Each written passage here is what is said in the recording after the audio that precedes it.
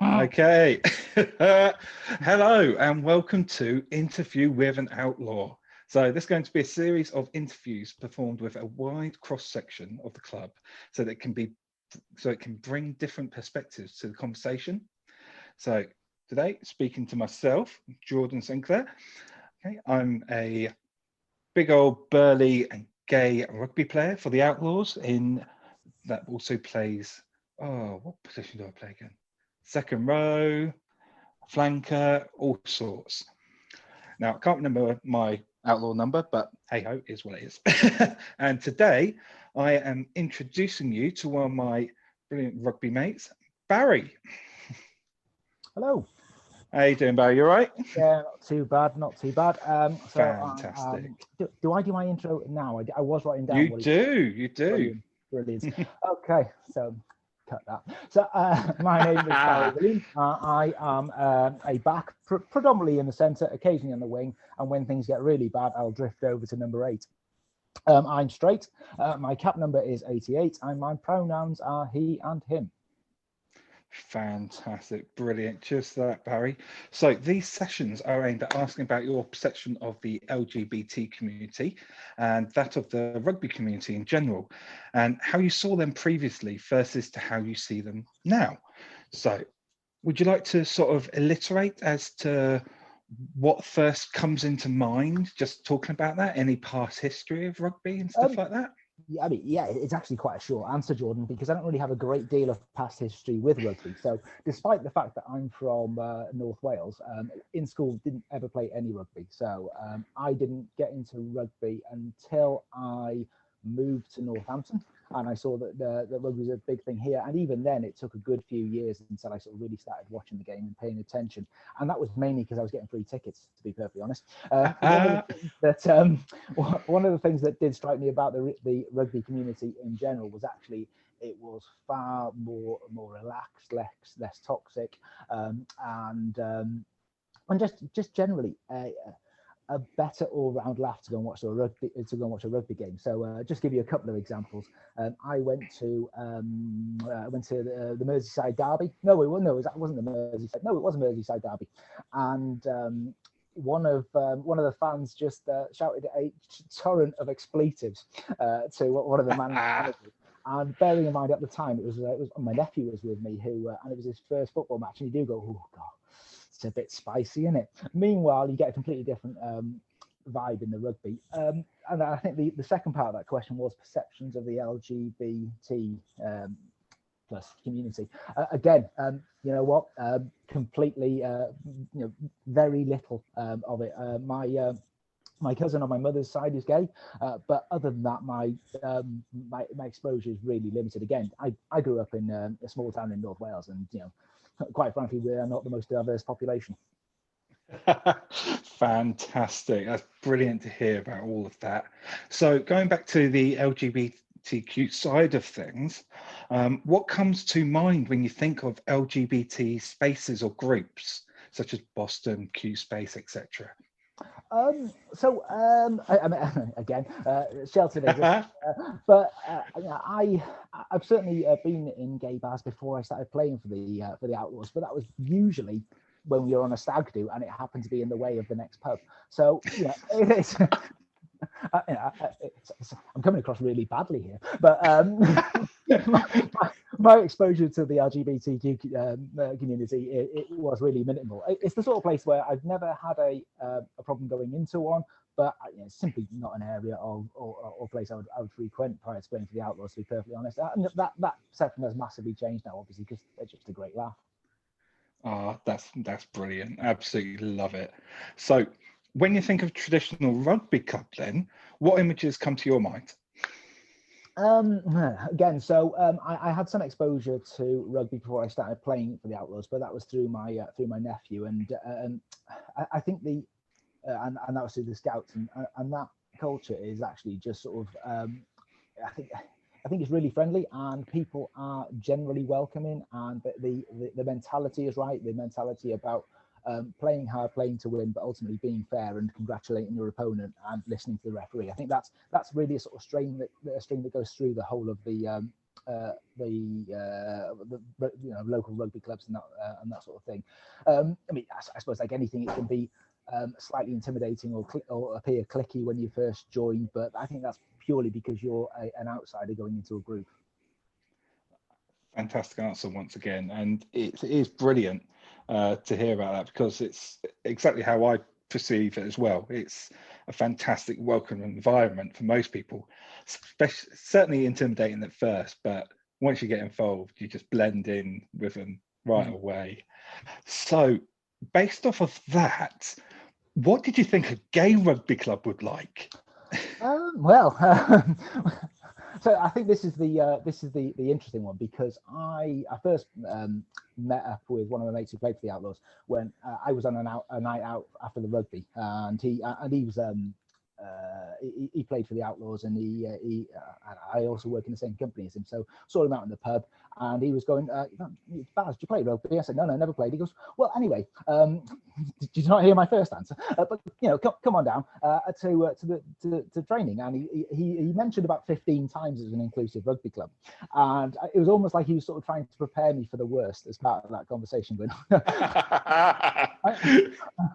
And so I turned up at rugby training, and I think to be fair, if he hadn't have been there on training night, would I have gone through with it and would I have turned up? I mean, I'm usually fairly confident in things, but I think that would have been one of the toughest hurdles. But yeah, when I first turned up, and again, going to come across really badly, but we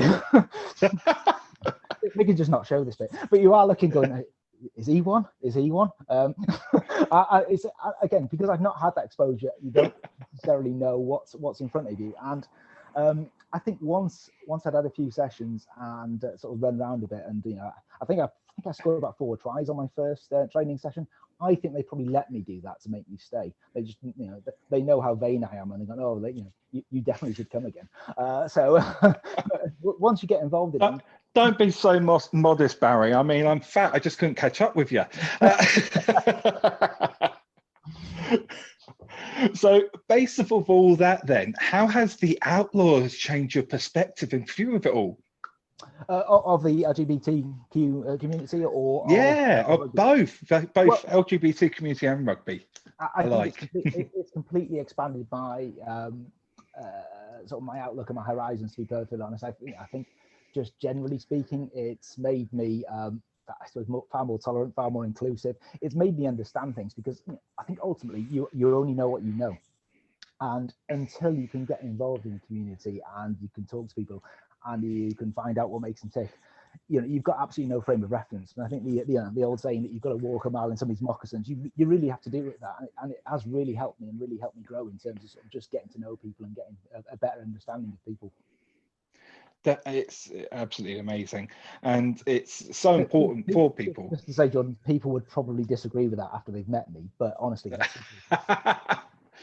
well, to be fair, I think a lot of people give themselves self-doubt. I mean, you like yourself, you're saying how you felt bad about describing your experience beforehand, but you just didn't really, by sounds of the thing, have an opportunity to take part in these experiences. Is that right then? Yeah, I think it's definitely society's fault and not mine.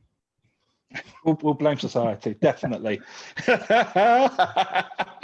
So, based off of all this, and I mean, we've already really touched on it. So, you other than playing for the Outlaws, you haven't had any physical playing rugby experience prior to this. Is that right? That is exactly right. Yes, I've never played rugby before. I played my first 15-a-side rugby game at 39. You'd think that's too old, really, isn't it? Not at all, not at all. I mean, you see Simon Law at the moment, bless him. I mean, I'm worried how often he has to dust himself off when he comes out of that crib. But no, that's brilliant. And because I've trained with yourself, and you're incredibly fit. So have you taken part in any other sports then, or anything like that before? Yeah, I mean, I've played 5-a-side football for the last 20 years, week in, week out. I go to the gym, and I generally try to keep myself fit. But I think it's an entirely different experience playing rugby, because it's far more intense. There's a lot more activity, and I think the phrase that one of my friends uses is, "It's good for bone density." The contact is good for bone density. I think people just describe me as dense in general, really. So you say how it was quite a prominent thing to jump in and stuff like that. So how did you feel after your first training session? After the first training session was fine because it was, whilst we did occasional contact, I do remember we had a tackling drill with one of the flankers. In fact, our captain's esteemed brother, and it was one-on-one, and I had to tackle him. And I managed to make the tackle stick, which I was surprised at. But yeah, I think the first training session wasn't too bad because a lot of that was just running around. It wasn't entirely similar to five-a-side. There was a few bumps and knocks, but that was it. I mean, the first game was an entirely different kettle of fish. So you're talking about your first game being completely different. Enlighten us. Come on, describe us in more detail about that. I think it's probably fair to say the day after I played my first rugby game, I felt like I'd been in a washing machine because we played quite a hard team, but there were some tackles going in. And to be fair, I was playing on the wing as well, so I think I only got about 3 or 4 tackles. But even so, it's like I felt that. But the thing is, it's the kind of impact that just goes away after a couple of days, so it's fine. That's fantastic, and you certainly need to be thrown in some dry after you've gone on that muddy pitch and all that. So, based off of your fantastic experience and everything that you've taken part in, what advice would you give to a new member or just someone out there watching right now and thinking of getting involved in not just say rugby, but LGBTQ sort of environments and stuff like that as a general? Look, give it a go. Absolutely. I mean, I think in terms of sort of coming down to the Outlaws, if you are looking for, and I'll caveat this, I don't think it's disparaging. If you're looking to get involved with rugby at a reasonable access level where there will be a game for you, because ultimately we've got a first team, we've got a development team, we play lots of teams with different abilities. There is something for everybody. And not only will it improve your understanding of the game if you're a bit of a novice to it, but it's good for fitness, it's good for socializing, and you'll meet a whole new friendship group. You'll meet such a diverse range of people from across all sexualities and different walks of life. And I think it's really good just to expand your friend base and the number of people that you mix with. Brilliant, absolutely love it. And sort of taking part in this sort of experience as well, would you say it's sort of something that more people should really be involved with LGBT side of things as well?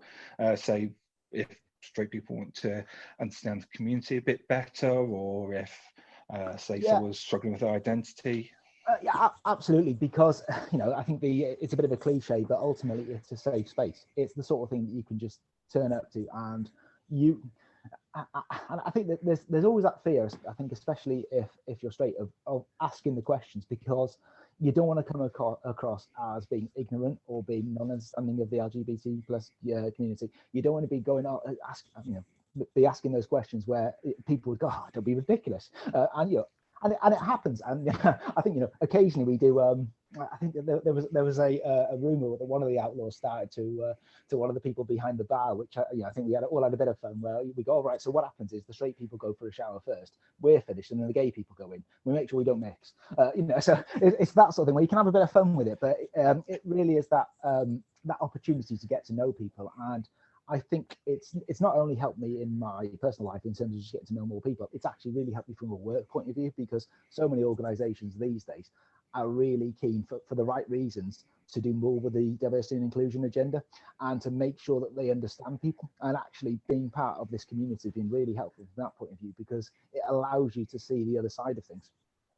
That's an amazing answer, and I absolutely love that, especially that pinpoint. It's not just a case of I'm jumping in it for sports, or it's not just a case of I want to take part in it because it's easier, but it actually broadens your scope, and it actually has a positive benefit to someone like yourself in your situation, being a heterosexual male, being able to acknowledge certain situations in workplace, office, and having that diversity and experience to really make a positive impact. It's amazing to hear that. And it's a fantastic idea to really it's a fantastic positive attribute to really get people out there to show that it's not all scary. I could, so at 39, I could have quite happily continued for the rest of my life, mixing with people that look like me, people who talk like me, people who like the same things as me. But actually, I think you've still got to grow, and it does get to that stage where you go, you know what? I think I'd like to learn a bit more. I'd like to get involved with other communities, and that's exactly what the outlaws are. Oh, thanks, Ray. Really appreciate that. So, I've got one last question for you. If you could describe the Outlaws in 3 words, what would they be? It's fun. It's champions.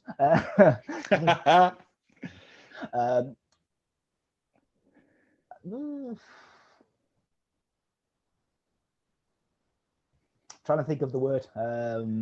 Actually, this is probably 2 words, so that's probably why I'm struggling.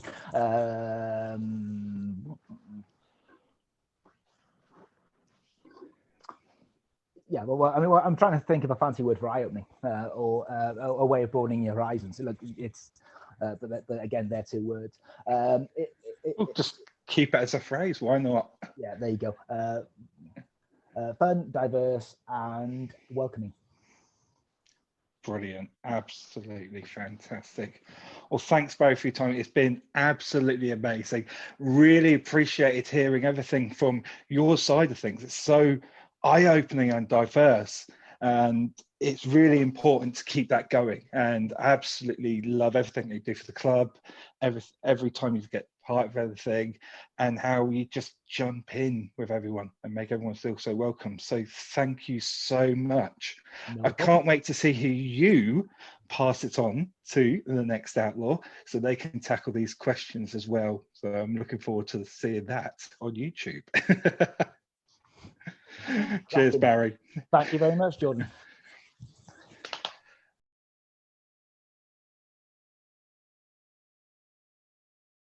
Thank you for watching the interview with an outlaw. If you like what you saw, please click like.